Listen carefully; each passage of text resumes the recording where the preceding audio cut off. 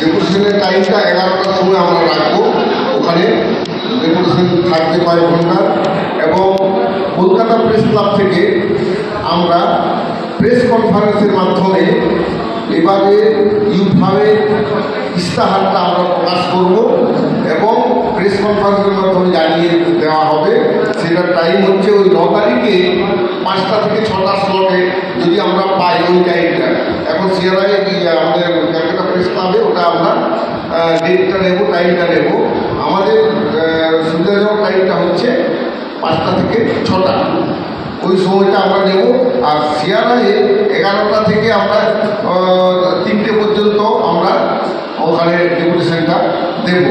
এবং সেদিন সবাই একটু বেশি করে আসবেন, প্রতিনিধি যতজনই ঢুকুক না কেন আমরা জমায়েতটা একটু বেশি করবো, এইভাবে ডেপুটেশন দেব। আরেকটা ছোট্ট ঘোষণা, এখানে আমাদের একজন জয়েন্ট কনভেনার মিতনবাবু বলেছেন, মিতন গুরু, যে 8 তারিখে ওনার বাড়িতে বসা হবে। কারণটা একটাই, এই ইস্তাহারটাকে ওখানে আমরা ফাইনালাইজ করব, এই কারণের জন্য এটা। আর বড় সমাবেশ একটা আমরা মাথায় রাখছি, পারমিশন যদি পাওয়া যায় বড় জমায়েত আমরা করব। কোথায় করব, কখন করব সেগুলো জানানো হবে, পারমিশনটা আমরা পেলে। এরা কনভেনার গ্রুপের মধ্যে এইগুলো আবার আলোচনা হবে। এইটুকুই ঘোষণা।